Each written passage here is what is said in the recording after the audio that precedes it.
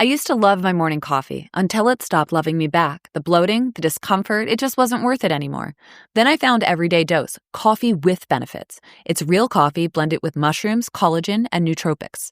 Now I get my morning ritual without the crash or the discomfort. The Black Friday sale is on. Get 61% off your first Coffee Plus starter kit, a free A2 probiotic creamer, and over $100 in free gifts. Plus, you could win $100 cash or even get your entire order refunded.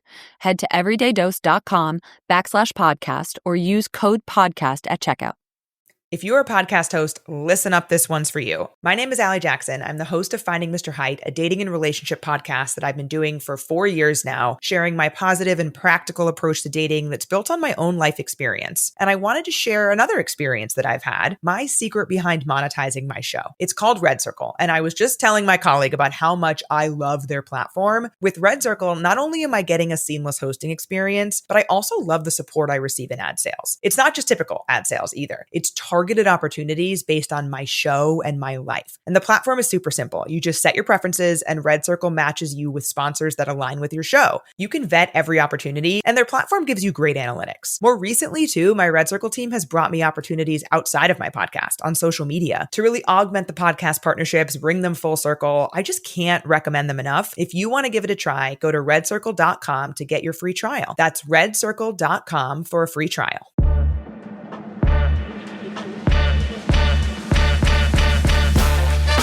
Welcome to the AEW Match Guide podcast, where we deep dive into the best matches in AEW history. Brought to you by the Social Suplex Podcast Network and your host, Sam Brown. Hello and welcome to the AEW Match Guide podcast. I'm your host, Sam Brown. Thank you so much for joining me for this special episode. We've been doing a lot of special episodes lately. If you've been following along with the podcast, we just got finished last week with AEW's greatest male singles wrestler bracket. If you didn't catch that, it was 3 cracking episodes with myself, Floyd from All Things Elite, and Imp from Imp's AEW Adventure, going through a giant bracket that I created to crown who was the best AEW singles male wrestler of all time. Look, that's what it was about. That's what we were doing, but it was really about reliving, discussing our favorite wrestlers, and talking about the history of this promotion. And I thought it would be a great idea, after having just finished that, to review this book that's come out just this week. This book is All Elite, the Inside Story of All Elite Wrestling. Came out. I've got the Kindle version. You can get it, I believe you can get it in America already in hardback. If I was going to get it in hardback, I'd need to wait till December to get it, but I downloaded it the day it came out onto my Kindle, and I've read through it, and I've got a review. I really wanted to talk about it. I thought that'd be interesting, an interesting thing to do, and because I haven't seen that much out there. I mean, I'm pretty removed from the wrestling media sphere, so I don't know how newsworthy it is and if it's making waves or not out there, but I thought it'd be interesting because it's the first official account to come out of AEW about their founding and about, their early run, their first run. So yeah, and there's a lot to dig into. I've got a lot of thoughts about it. As I said, I've finished it. It only took a couple of days. I finished it, and I've got some thoughts. But first up, I did just want to talk briefly about the most recent 3 podcasts that I did. Thank you to everyone who listened. Fantastic numbers. Really proud of the feedback we've been getting in the Discord. A lot of really interesting discussion, a lot of nice comments, and it's been really fun to be back at podcasting.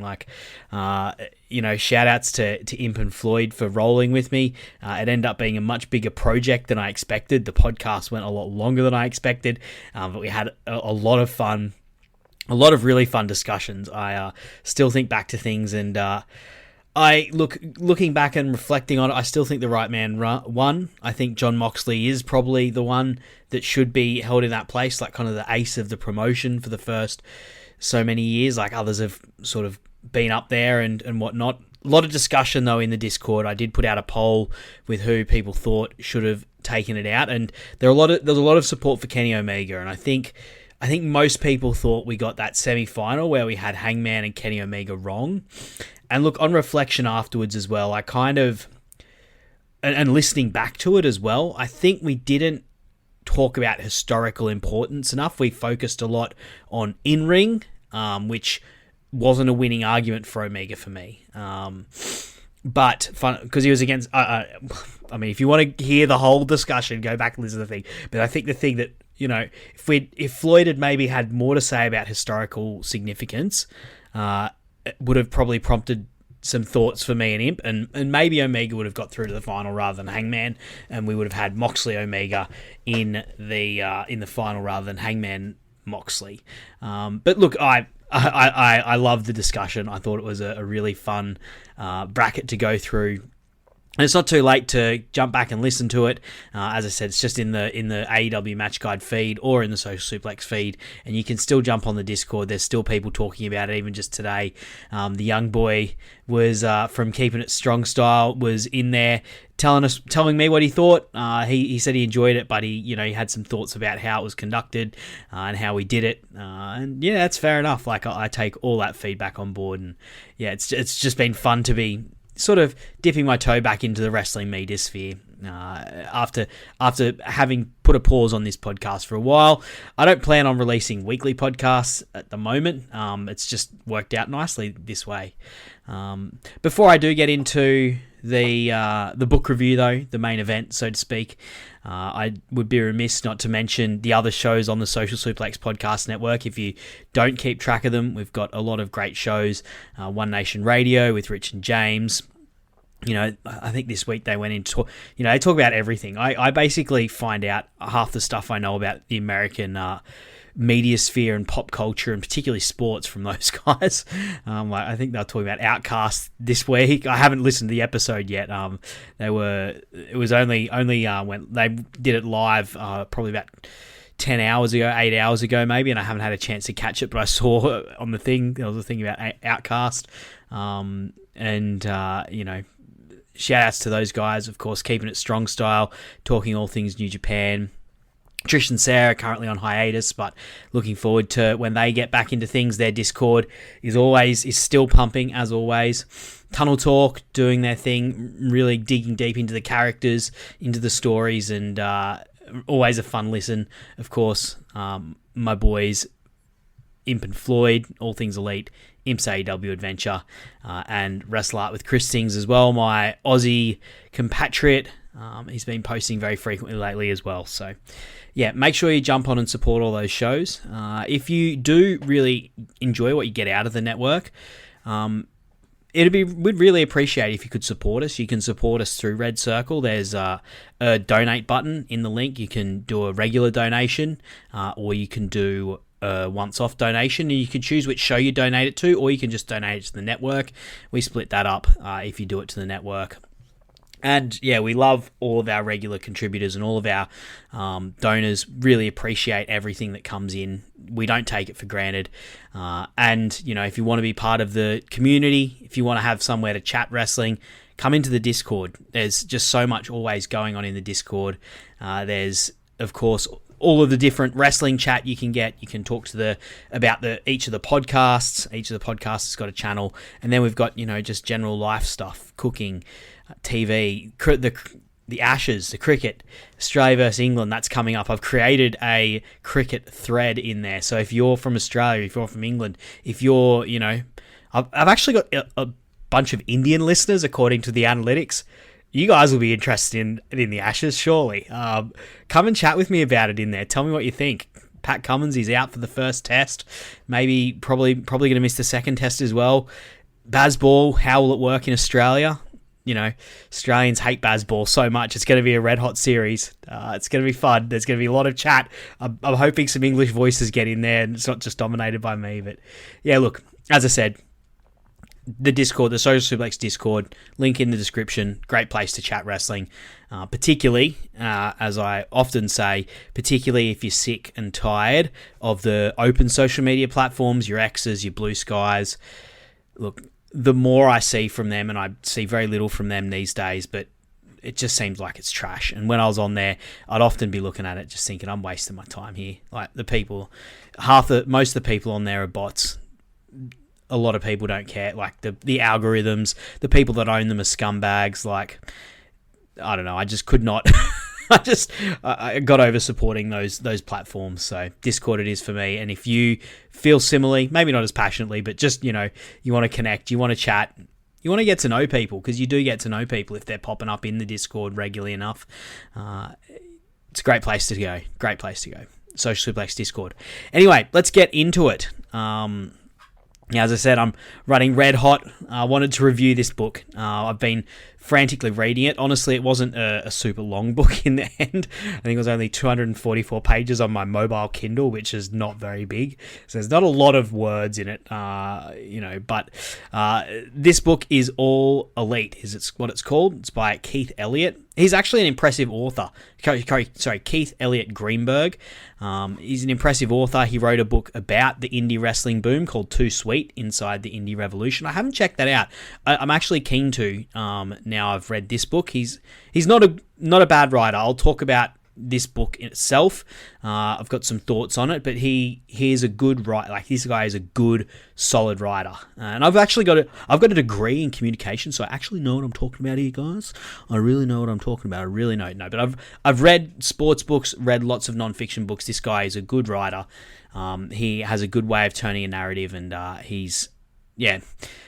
I'm keen to particularly read that Too Sweet book. I also follow the Buzzards, Pro Wrestling in the Age of COVID-19, a bunch of other non-fiction books. There's a sports book, one about Madonna. It looks like there's one about some film stars, and he's written for a bunch of magazines and websites as well. So, this is a guy who's credentialed. He's qualified to do what he does. And, in the bio, talks about that this is going to give an in-depth look at how the promotion nobody saw coming changed the world of professional wrestling forever. I'll start off by saying I wanted to talk about this partly. I'm not sure how many waves this is making in the media sphere. Like, if things in this are cutting through, are they little inserts getting posted on Reddit or on Twitter where people are debating back and forth what was meant. But I really wanted to analyze it and review it, and I was really interested in when it came out because, as I said at the start, this is AEW's first real attempt at writing its own history, recounting what happened when they started. There's countless articles out there that have done that, like this podcast has we talk a lot about that sort of thing, the history through the lens of the matches, but we've talked a lot about the history of how we think it started, how we got into it, who's responsible for what, that sort of thing. And this is something that, in this industry, the WWE has been exceptionally good at writing its own history and writing, the history of the industry itself. When I first got into WWE, I watched tons of their docos, and this was back in the age of DVDs that they put out. Like I had the HBK one, I had the Mick Foley one, I had a Stone Cold Steve Austin one. Then I downloaded stuff like the Self-Destruction of the Ultimate Warrior, the Randy Savage one, the ECW one. When that came, I was already I wasn't a fan at the time that came out, but later on I downloaded it and watched it,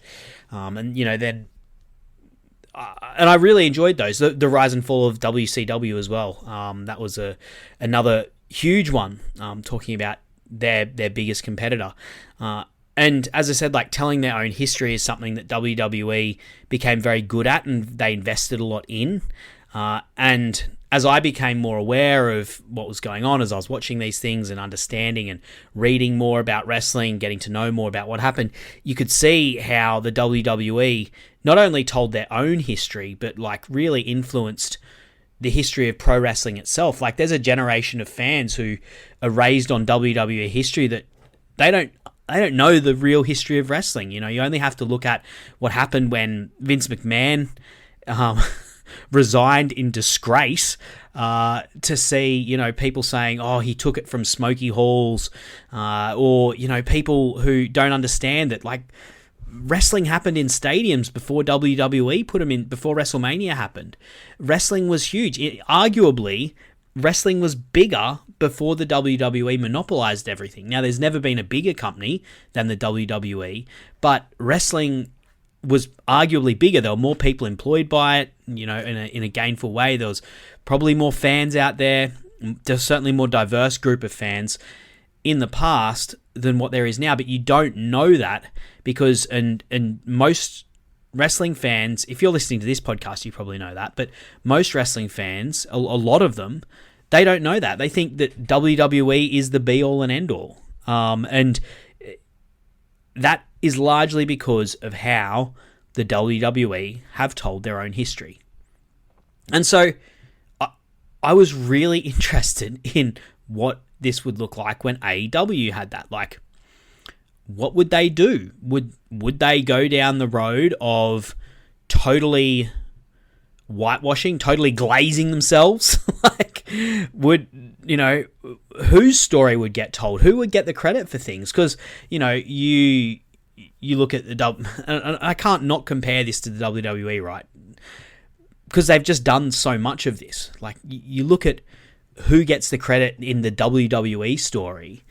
The WWE story of Vince McMahon, he had to pull himself up from his bootstraps. The reality is he took over the biggest territory in the country that was already, selling out Madison Square Garden month after month after month, and he got it with an interest-free loan from his dad, who was already like, this is not a guy who had to struggle heaps for it, but you wouldn't know that if he did that. Like, what's the story that they're going to say? Who's going to get the credit for AEW in this? Is it going to be Tony Khan? Is it going to be the Elite? Is it going to be someone else?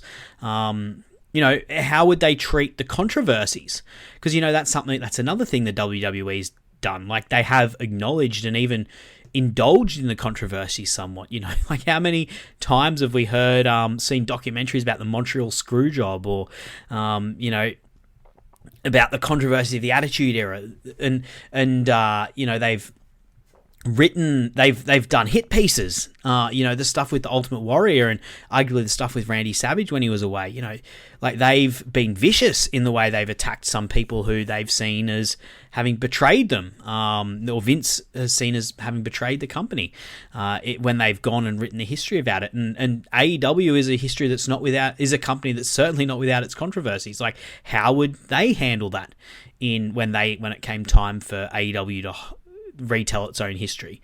How would they handle the more contentious parts of the history? There was so many things that I was thinking about going into this, and like so many different political lenses and historical lenses that I was kind of hoping to analyze this book through. And that brings me to the actual book itself. Unfortunately, it's not really the book that I hoped it was. I really hoped that, in an ideal world, this writer, he's got access to... This guy does have unique access, right? Like, he's got quotes from every top-level talent. Mox, Bucks, Omega, Jericho, MJF, Britt Baker, TK, TK, massive TK. I mentioned Jericho, Hangman Page, Darby Allin, Sting, all the guys, the guys that don't have... He's even got quotes from Ray Phoenix, right? Obviously, there's no quotes from Cody or Punk. Danielson, he's got quotes from Danielson. Swerve Strickland. There's stuff... This guy had access to lots of talent. Backstage, Excalibur, Bryce Remsburg, Aubrey Edwards, these guys are all quoted in this book. And in an ideal world, there would be so many new things that could come up that we haven't heard about, that aren't even controversial. And that's one of the things I'm going to get into this. Like, they didn't have to... I'll say up front, this is a very uncontroversial book. It really just glides over the history in a lot of cases, and really does not get into the... It just completely ignores most of the warts. In fact, I don't know if it... We'll get into it when we break down the contents, but it is a very, very simple take on what happened. And it really mostly just glides over the history of the matches and the programs that happened in ring. And I feel like it's a missed opportunity with all of the access that this guy had to not tell more new things. And there are some cool new things, which I'll talk about, actually. I'll go into. There are some new things that I learnt from it, but there's not a lot. And they didn't have to necessarily, this didn't have to have what happened in Brawl Out. It didn't have to do that to still have interesting new things that most people don't know. But it doesn't have a lot of that. It really doesn't.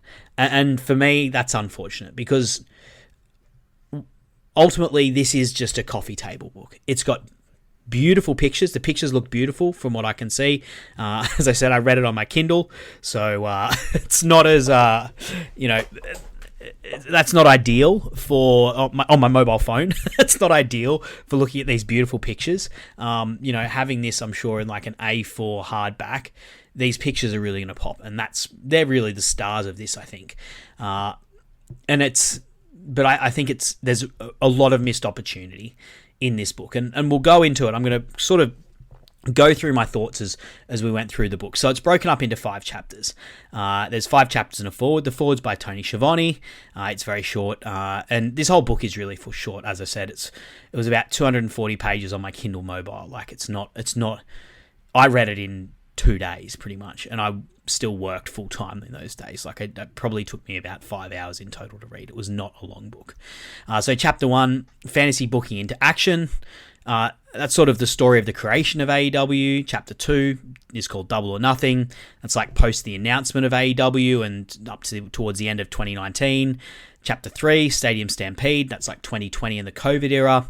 Chapter 4, Forbidden Doors.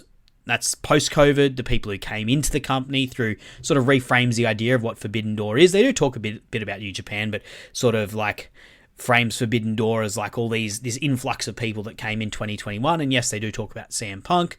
And they also talk about the person that left at the start of 22, Cody Rhodes. And then chapter 5, Better Than You and You Know It. That's kind of 2023 and beyond. Big focus on Wembley and Sting's farewell in that particular chapter. Look, I will say, for me, the most interesting part of this book was the first chapter. The foreword by Tony Schiavone was nicely written.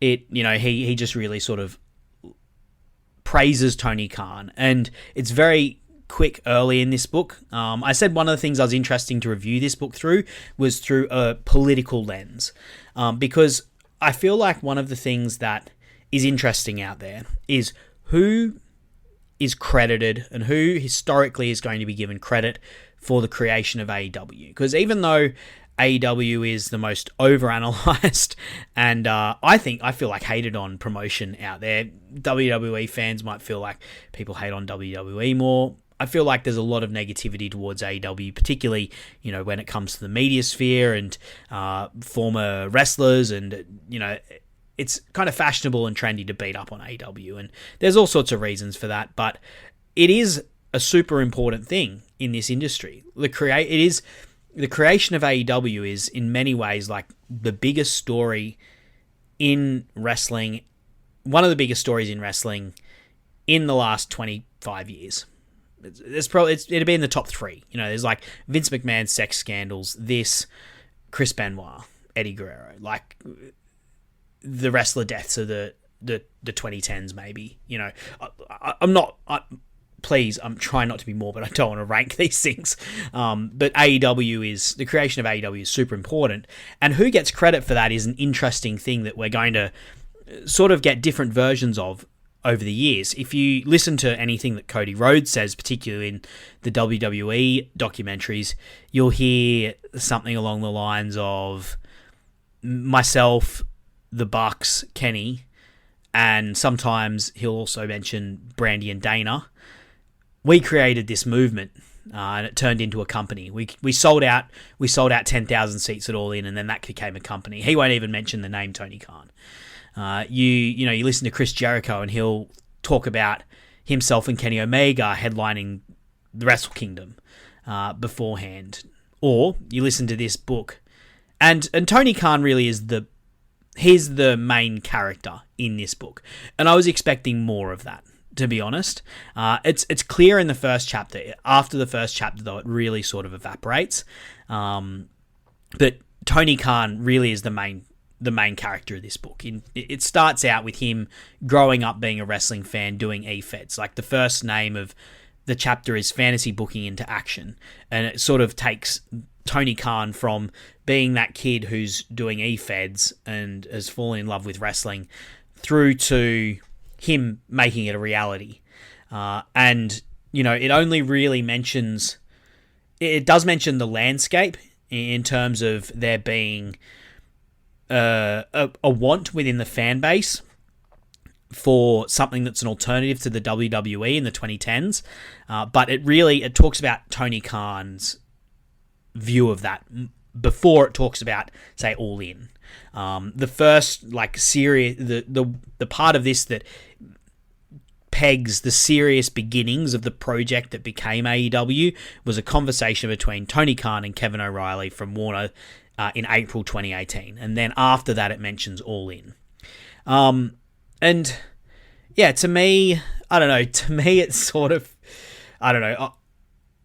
I'm skeptical of the way that, Tony Khan potentially wants to paint himself as the sole creator of this thing. Particularly, you could tell around the time of everything going down with CM Punk, it seemed like the Elite were very much told to take a back seat. And that's become less of a thing since Punk has left. But politically, Elite being in the name is sort of at times it's felt like Tony Khan has felt that's inconvenient to him. And that he has put himself more at front and center, right? In the past, at the first ever launch of this, Tony Khan didn't take the mic. There's no way that would happen now. And I don't know why that. Maybe he just wasn't comfortable standing in front of people at that point. But then that's why they gave it to Cody Rhodes and Chris Jericho and the wrestlers to do. But nowadays, Tony Khan takes the mic. It's very clear whose company it is. And in particular, in the first chapter of this, it's clear whose company it is. But the wrestlers do push back against that. Like Kenny Omega, he's got a quote talking about indie wrestling was really booming at the time, and talks about how, when indie wrestling, he says, when indie wrestling is booming, it's almost a sign, not necessarily that you don't like what you're getting from the big cat in town, but you want something else you're not getting from there. And then, Mox says something similar. He gets it. And he says, as a fan himself, this is the quote talking about Moxley, as a fan himself, deathmatch legend and WWE veteran Jon Moxley knew that wrestling devotees would accept nothing less. And then in quotes, the fans created this with their own energy. When you have so many people in a building for a show you're not even supposed to know about, that's the original seed of all this. He's talking about All In at that point, sorry, I should mention. So he's saying the original seed is All In. And look, that's the stance that I've always taken. And it's possibly just because I was part of that movement. Like I was one of those fans that was following All In. And this felt like AEW felt like such a natural progression of what was already happening in the indie boom. And which was, culminated in that All In card that the Bucks and Cody and the Elite really spearheaded and promoted and created. It felt like AEW really kind of jumped on the wave of that. Tony Khan jumped on the wave of that to create AEW. Now, of course, he has the money, which is a huge part, and he has the connection to Warner, which is another big part. But, this chapter, I think it really paints a picture of Tony Khan as being the main one. Like, there's a quote in there that's just like, by the time All In took place, gossip had slowly begun to trickle into locker rooms about a lifelong fan who had the ability to take the business places it had never been. It's kind of just, I don't know, for me, it's kind of, I don't know, I don't subscribe to that viewpoint, and I was reading that first chapter very critically from that lens. And yeah, that'll be my critique of it is that is him trying to paint it. But look, as I said, I don't think this isn't a WWE doco in the way that it just creates propaganda, so to speak. It isn't that. It definitely isn't. And that's really clear, when it's really clear when they start talking more and more about and going into once AEW's been created, and it really just becomes like a very shallow take on what happened. There were some interesting tidbits in the first chapter, though. One that I didn't know about, it talked a bit more about the early tension between New Japan and AEW. It didn't go into it a whole lot, but it did give some of New Japan's reasoning that I hadn't heard about before. How they stayed with ROH, and it says in here because they didn't know what to even expect from AEW, and if it would be successful. Which, you know what, looking back on it, is fair enough. ROH was their partner they'd had for a long time. They had bookings with them. You know, they had a Madison Square Garden to fill up with ROH. So it's fair enough. It makes sense that they didn't immediately ally with AEW. And you can sort of tell why New Japan would have had the shits with AEW for so long. You know, AEW really got off to a bad start. They literally announced the company right before the biggest show of the year that New Japan would have, with one of the key potential players main eventing in Kenny Omega. You can tell why New Japan were not overly happy with AEW at first, particularly in how they initially announced it and, you know, then raided a bunch of their stars. Of course, there's a happy ending, and they do go more into... Well, actually, no, they don't. That's something that always annoyed me. Yeah, the last thing I'll just say from Chapter 1, it was interesting hearing some of the perspectives of people in WWE at the time. You know, they don't talk about how All In was received internally, but Ruby Soho is quoted talking specifically about the buzz that was going on in the WWE locker room when not only All In was done, but AEW was created. And then this is my favorite quote of the book, and then I'll move on to Chapter 2. But it's from, guess who? Nyla Rose, of course. It's always hilarious. This is her talking about how she got recruited. She said, I really didn't give them a choice. She joked, I was so happy that a promotion like AEW existed that I contacted them constantly. I think their attitude was, who is this psychopath harassing us? This girl's bananas. Let's give her a call. For me, that was my favorite quote of the whole book. Nyla Rose talking about why she was able to get signed by AEW. As I said, that first chapter, that was the most interesting one to me. It was the one that sort of went behind the scenes the most. After Chapter 1, and once they start getting started and talking about the shows and Dynamite, it really mostly just talks about it's a very shallow recounting, mostly, of like, this person had a match with this person and it was really good. This person had a program with this person and it was planned for them to do this, and then they went off and did it. It doesn't really go into it's very little backstage analysis of the news, and very little things that is new in this, although there was one new thing. So apparently at Double or Nothing 2019, Brian Cage was scheduled to participate in the Battle Royale, but then there was a snag, and TNA realized that their titleist was going to be eliminated, and they pulled him from the contest like while it was going on. So Orange Cassidy got thrown in during the match, and Excalibur talks about it, saying like he had a rundown of who was going to come out, and Brian Cage didn't come out, and instead Orange Cassidy showed up, and Excalibur said, that was my first taste of how Tony Khan knew to bend things to make it work under unexpected circumstances. I did not know that Cage was, as TNA World Champion, was scheduled to participate then. So I thought that was interesting. But one thing I will say is there is the odd thing. One of the things I wondered about as I read this book was, who is this book for? Because, as I said, like, it doesn't really give a whole lot of new stuff. And then there is also just some really sloppy mistakes that are just, like, if you rewatched it, you would know.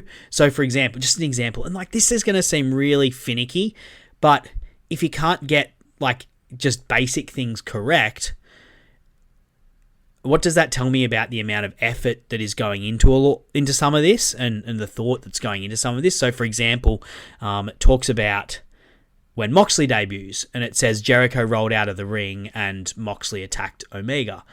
That's not what happened. Moxley attacked Jericho because Jericho was doing that promo, and then he attacked Omega afterwards. And like, that seems so small, and I feel pedantic pointing it out, but there's a lot of those sorts of things in this book where, like, I'm reading through it and I'm like, oh, that's wrong. It's minor, but that's wrong. And I know I'm a idiot fan who's got a podcast. But at the same time, this is meant to be the history of the company, right? Like, and this is the kind of thing that if you watched it, you get right.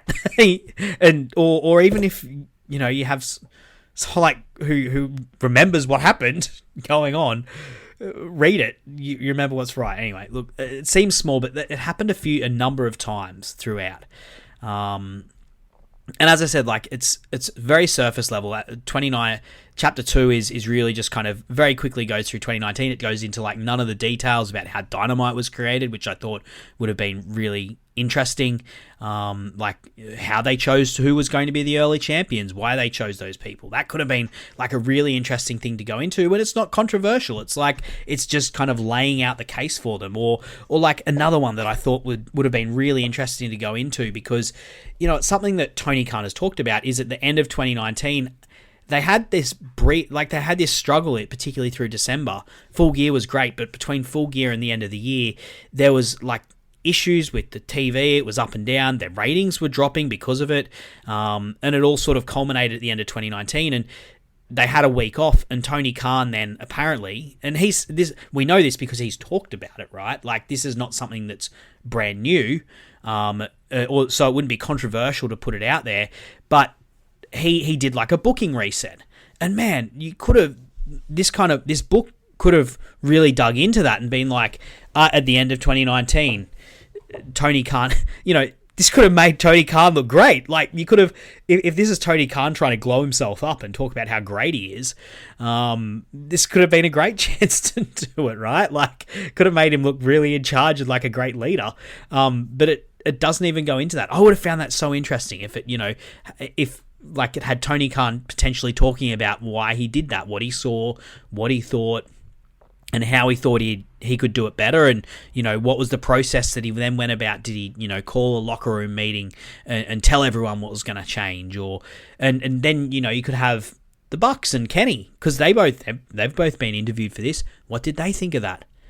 Obviously, it'd be interesting to get Cody's perspective on this, because it's clear that or it seems like he was someone that was more affected by this and potentially more put out by this, but we don't know that because they don't talk about it, right? Like, and there's a way they could have done this without it even being controversial, with making look like Tony was this awesome leader, but they don't even go into it. They just skip over it completely. Like, if you didn't know that, if you were just reading this book, you wouldn't even know. You just think, right from the start of AEW, Tony Khan created great matches. They put it on, and everything was very, very great.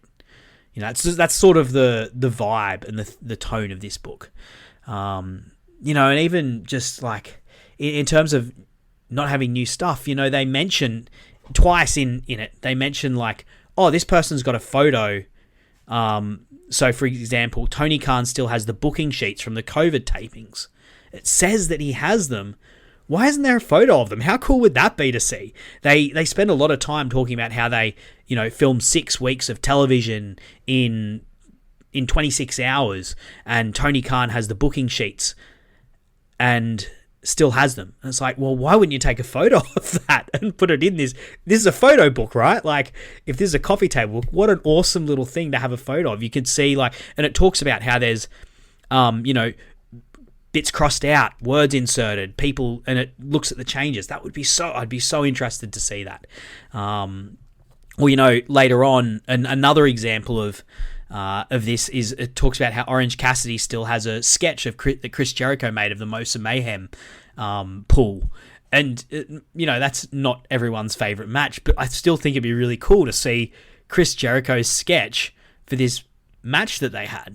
And what that was going to look like, what he envisaged in his head. Like, that's the kind of insider stuff, right? And like this book, in the blurb, this book, All Elite, offers an in-depth look at how the promotion nobody saw coming changed the world of professional wrestling forever. Like, in-depth. I don't feel like this is in-depth. It really, if you've read it, you'll understand exactly what I'm saying, but it really just skims over things. Like, at one point, for example, it really just, like, at some points it reads like someone has gone like ChatGPT,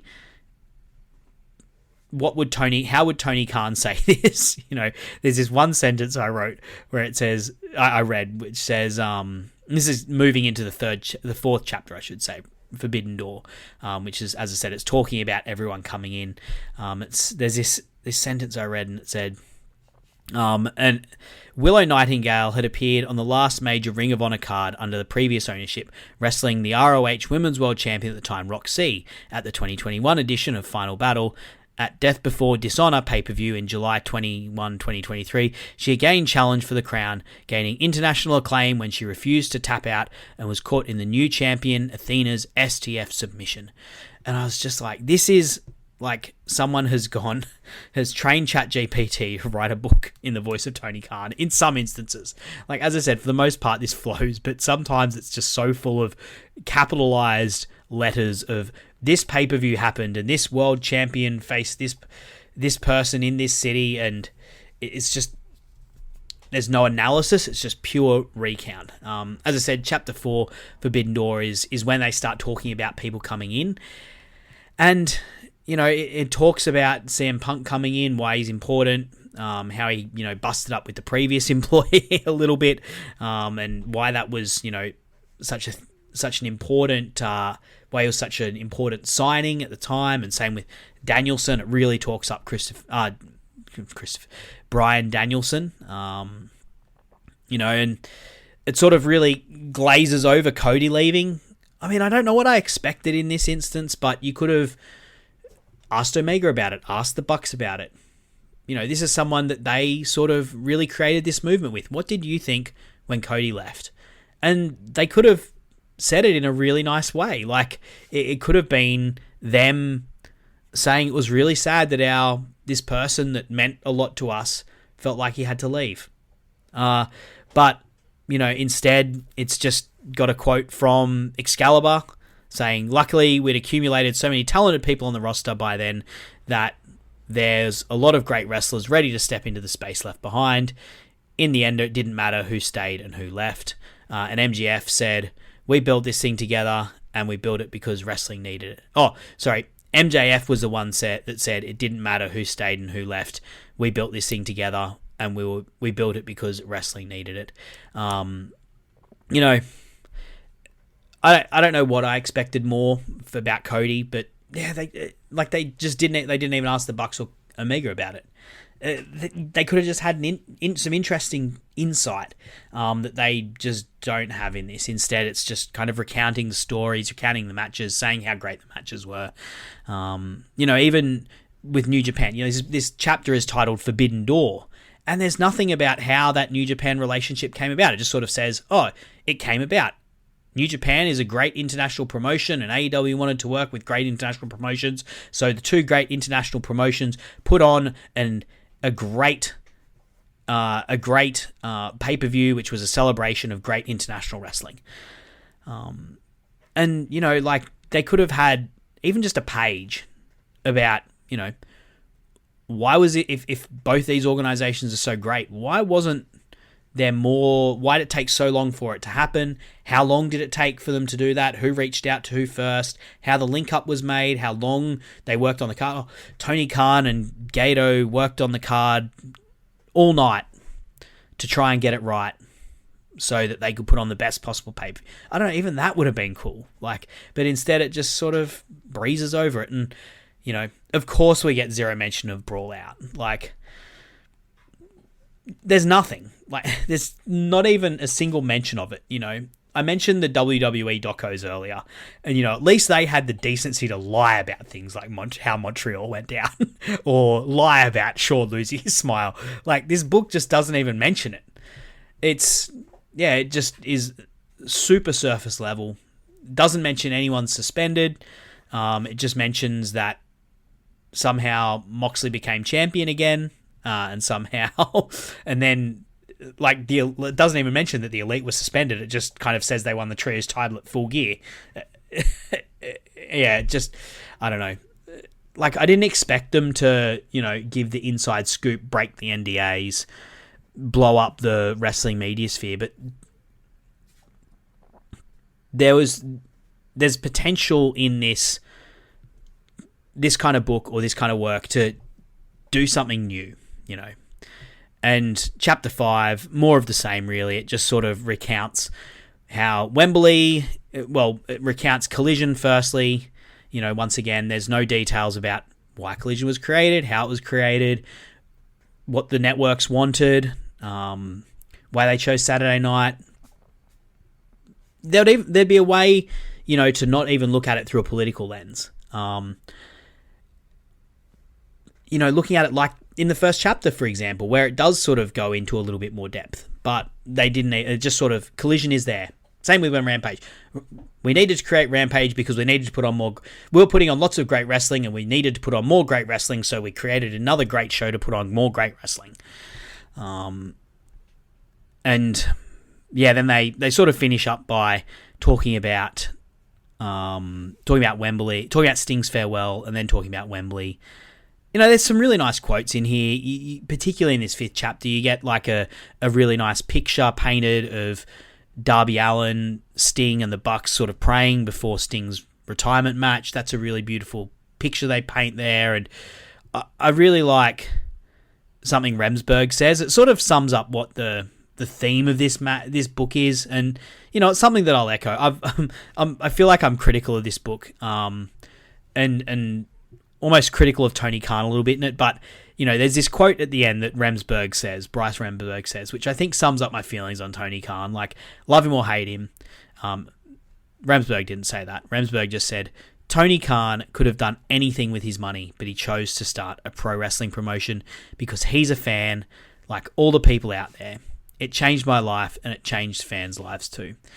And I think, that's a pretty fair summation. That is the tone of this book. That if you were to put, a quote of what is this book in a sentence, it's that. It's Tony Khan could have done anything with his money, but he chose to start a pro wrestling promotion because he's a fan, like all the people out there. It changed my life, and it changed fan lives too. It ends on Wembley, which is a nice place for it to end, to be fair. Like that 81,000, they're kayfabing that, man. They're telling that that 81,000 number. That's the official. That's the historic take. That's the WWE say WrestleMania 32 did 103,000. AEW say Wembley did 83,000. They're gonna die on that hill, and no Brandon Thurstons are gonna stop them from. No turnstile counts are gonna stop them from that. Look, as I said, in conclusion, to conclude, this book isn't what I hoped it would be, right? I enjoyed the first chapter. I kept reading because I wanted to do a review on it, and I was curious if anything interesting would pop up. Not a lot interesting popped up after the first chapter. And my question about this would be who is this for? I can't imagine a casual fan picking it up and being like, oh, I'm going to read about the history of this promotion that I don't know and haven't heard enough of. And for someone who knows a bit like myself, or probably you guys, it's just so surface level, and it just recounts who had matches with one another, and a few quotes here and there about those matches. If I want, I've devoted way more depth in this podcast, and that's not even a big note in myself. That's just the reality of it, This book tried to cover a lot of ground in a short amount of time, and ultimately it's a coffee table book, right? And I just have to be at peace with that. It's not this. It doesn't even give lots of positive news stories. Look, the pictures are nice. I'll end with that. So I did have some questions. I popped a thing up on the Discord and reached out to a few people just with some questions to see if anyone had any thoughts or questions for me about what I thought of this book. So Floyd, who actually also has a copy, he sent me a photo of some of the pictures that he's got, because he's got the hardback. He lives in America, and the photos do look really nice. If you just wanted a coffee table book to look at nice pictures, this is quite a nice book. So what did you think of the pics? He said, as I said, I viewed them on my Kindle on my phone. They did look great. But, I don't feel like it got the same impact. There's some really cool pics. Like, there's the pic of Britt Baker with blood all over her face. There's some really cool pics of Kenny Omega and Danielson, Moxley. And there's, I will say, particularly because Floyd sent me this picture, but it is quite a good one. There's like a really hard looking pic of FTR with their 3 belts standing in the bowels of an arena in their gear. Like, that's good stuff. I really like that pic. It's real good. And then Floyd says, what was your favorite thing that they covered in the book, and do you think they missed covering any positive things from the shows?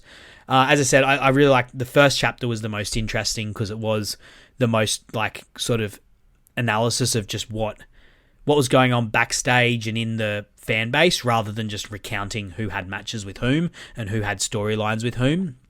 And the thing that they missed covering, well, I've already sort of outlined that. Like, I think they could have written more new stuff that people don't know about. That's just and done more with the access that they had to the wrestlers. As I said, like talking to Omega and Bucks about when Cody left, getting that picture of Tony Khan's notes from the tapings in Georgia. That, like, I would have loved to see that. Talking more about like, how did this promote this relationship with New Japan that was fraught at first? How did it come about? How did the relationship chill out? Who reached out to whom?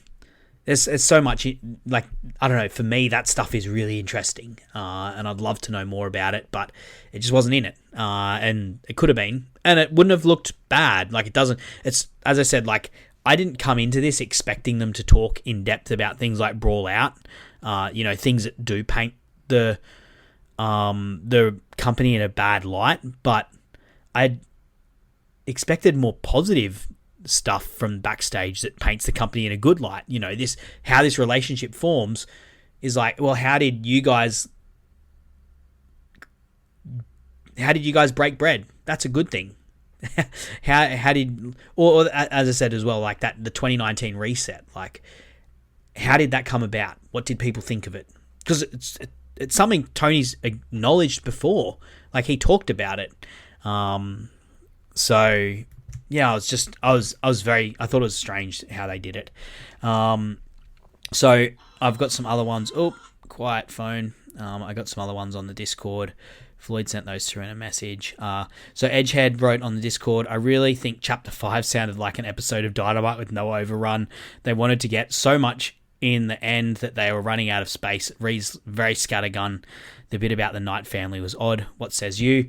Yeah, I mean, I agree. It like really goes quickly over a lot of stuff, like 1 line, 2 lines for what could have been, much more in-depth stuff. And as I said, like really shallow surface level stuff. Not a lot with happening backstage. So I'm just having a drink. My throat is drying out a lot. Yeah, the Knight family, they talked a bit about Saraya and why her winning at Wembley was exciting. I don't know. I didn't find it didn't stand out particularly. They didn't talk about the controversy around that family at all. It just sort of mentioned that, these guys had a pro wrestling promotion in England and she was the daughter of the family and she'd traveled, she'd come a long way and had a lot of struggles on her way to winning this and getting this brilliant moment at Wembley. Yeah, I didn't think it was specifically odd, but I certainly agree that particularly Chapter 5 was like Excalibur reading off the matches that had come in the next week. Back when he used to do that, and then Imp also had some questions. So I sort of feel like I may have answered his ones. That's not the right message there. Let's go to Imp. There we go.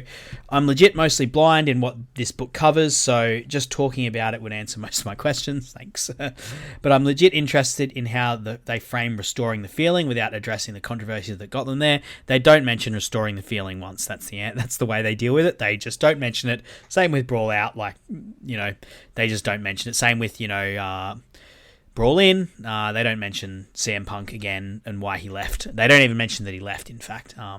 He just disappears from the story. So, yeah, and they definitely don't mention restoring the feeling. They don't really go into 2024 a lot. The furthest they go into 2024 is Sting's farewell, and that's really the only thing they talk about in 2024. So, that's why they didn't get into restoring the feeling much. My other question, second question would be about the Foundation era. Like, how much does it go into their thinking of what they wanted the company to be, the styles of wrestling they wanted to feature, what they wanted to stand for? I will say they did actually talk a bit about that, about how they wanted to represent different styles of wrestling. OEW gets a shout out. Remember those guys? Oriental Entertainment Wrestling, I think they were called. OEW, the Chinese promotion that they were excited to have sort of a bit of a partnership with early on. And they mentioned like the Lucha Bros bringing Lucha Libre, and of course like New Japan, the strong style that sort of comes from that, and the different indie styles that they do talk a lot. They do talk a bit about that in the first chapter. As I've said a few times, I think the first chapter was where it was the meatiest of them. It was definitely the chapter that I enjoyed the most out of this. And that wraps up my questions. Look, as I said, if you just want a nice coffee table read, a nice coffee table book with some nice pictures, you're not expecting much, this is not going to let you down. It's got nice pictures, but if you're looking for something, and this is what I was hoping it would be, something that has a bit more meat into it, something that shows different perspective of things that we know about already that we didn't know, the perspectives that we didn't know before. That would have been interesting, and more behind the scenes stuff that we didn't know about before, such as like that Brian Cage thing. I don't know if that was public, but that's the first I've heard of it. That Brian Cage not being at Double or Nothing 2019 and being pulled at the last minute and Orange Cassidy being inserted instead of him. I didn't know that. That was cool. Like, that's so interesting. Interesting politically as well now, given how TNA's like moved into the WWE side of things. In fact, you know what? They barely mentioned... No, they did mention TNA when they were talking about Kenny Omega. They did mention that a little bit. When they were talking about Kenny Omega in 2021. They did mention that briefly, really briefly. But most things in this book are really brief. So that's my book review. If you've read the book, if you've started it, let me know what you think. I'd love to hear what you think of the book. Jump into the Discord. Let me know. Did you agree with me? Do you think this is leaves a bit on the table? Do you think I'm being overly harsh? It's possible I am. That's what Floyd thinks. Floyd basically told me, mate, this is a coffee table book. You want too much out of it. But yeah, look, I just think I was ready for something that I'd really be able to sink my teeth into, and really be able to think about, really be able to tear to bits in terms of like, who's getting their narratives out and that sort of thing. And this just wasn't that. This was very shallow. Kiddie pool stuff. Thank you for listening. I don't plan on doing any more podcasts in the near future. I don't think they're going to be releasing any more books or anything like that in the near future. Blood and Guts is next week. I think I might watch it. I think I might watch Blood and Guts, which is weird because I think like Blood and Guts has been overdone, but it just feels like, that might be a good place to, dip my toe back in, having had a bit of a break. And it's been good to have a break. I'd recommend it, actually. You watch wrestling every single week, and it's easy to get like sort of just caught up in the not the monotony, but like the routine of it. And it's good to sort of get a clear headspace. If I do come back talking about podcasting, it's not going to be to do like sort of weekly shows. One of the things that I really want people to do and think about is like different ways to talk about wrestling than just talking about whatever the news is of the day, the hot take of the day, and discussing that. I think there's better ways to do things, and I'll give a shout out to the Self-Made guys. I've really enjoyed some of the stuff they've done. If you haven't listened to like their drafts and trades, really interesting, just like different games. And that's one of the reasons I wanted to do this bracket thing, right? Like it's just different things to talk about when it comes to wrestling than just talking about whatever the hot topic is of the week, whatever the TV ratings or the who messed up what this week on whatever TV show. Not that there's anything wrong with that particularly, but there's just so much of it. And I don't know, I value people doing things differently. Look, I'll get off my soapbox. I hope you enjoyed this review of this book. As I said, let me know what you think. Jump into the Discord. Let me know what you think. And make sure you check out all the other great shows we got on the Social Suplex Podcast Network. We've got a lot, as I outlined before. And next time I will be back. I'm sure I'll be back soon. And I'm looking forward. Thank you, as always, for listening. And I'll catch you next time. Bye. Thanks for listening to the AEW Match Guide podcast. If you enjoyed the show, then you can subscribe on the podcast app of your choice so you never miss an episode. Also, feel free to let me know on Twitter at Sir_Samuel. I'd love to hear from you. The AEW Match Guide podcast is brought to you by the Social Suplex Podcast Network, where you can find many other fantastic podcasts discussing not just AEW, but all parts of the world of professional wrestling. Looking forward to seeing you again next week. I'm Sam Brown.